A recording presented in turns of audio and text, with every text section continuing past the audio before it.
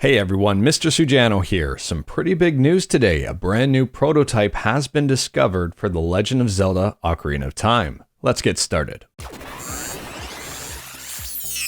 Alright, to kick things off, Forest of Illusion today on Twitter dropped a ton of information that got the Zelda community, the retro gaming community, the coding community, and the modding community all talking. It all started when they took a look at this F-Zero X development cartridge for the Nintendo 64. The back of this cartridge has a torn off label for Cruisin' World, and that's not all that uncommon. These development cartridges were reused quite often for different games. The development cartridge on its own was pretty cool, but what was even cooler was the information they found on it. When they took a look at the data on this cartridge, they found Spaceworld 97's version of The Legend of Zelda 64. As a refresher, Spaceworld was a video game trade show hosted by Nintendo from 1989 to 2001. Spaceworld 97 was a hot topic a few years ago. Back in 2018, someone found a prototype version of Pokemon Gold and Silver and released the ROM. Fortunately, Forest of Illusion wasn't selfish with the information they had. They released the entire data dump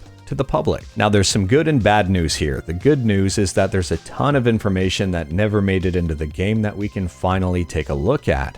The bad news is it's not a playable version of the game. It's just a bunch of graphics and textures. Here's an example of something that was found, an early version of Dodongo's Cavern. Here are some items that never made it into the game, and there's some interesting stuff here. There are a bunch of different types of arrows.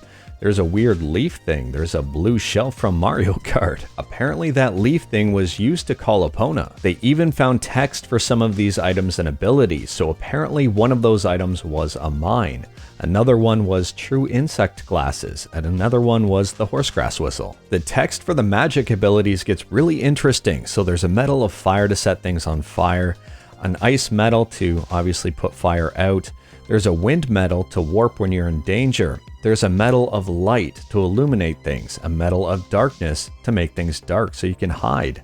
This one is the most interesting. There is a soul metal where you can become Navi. I'm going to guess that this was used to kind of explore an area before you actually had to step foot in it.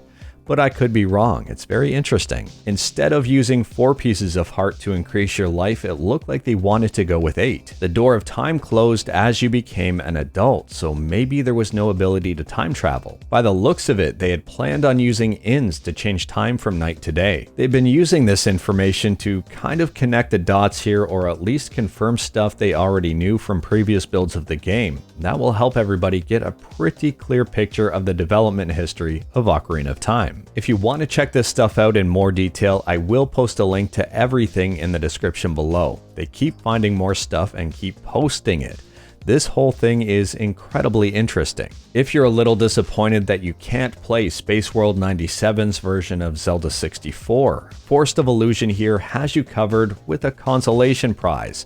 They have released the ROM from a prototype version of The Legend of Zelda Ocarina of Time. This prototype version is from 3 days before the official release of the game. While this is different than the Spaceworld 97 version of Zelda 64, the prototype has some differences from the production version. There are currently 15 differences, possibly even more. If you're interested in taking a look at this, I will leave a link to this tweet in the description below. I have no idea how long this tweet will be up for, and I have no idea how long this link is going to work.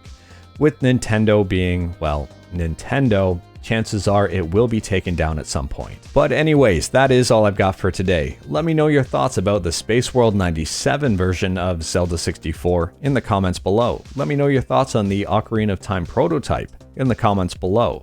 And if you have any other cool information about this kind of thing, let me know in the comments below. If you like this video, leave a like. If you didn't like this video, leave a like. Hit that subscribe button, check out my other videos. Thank you everyone, take care.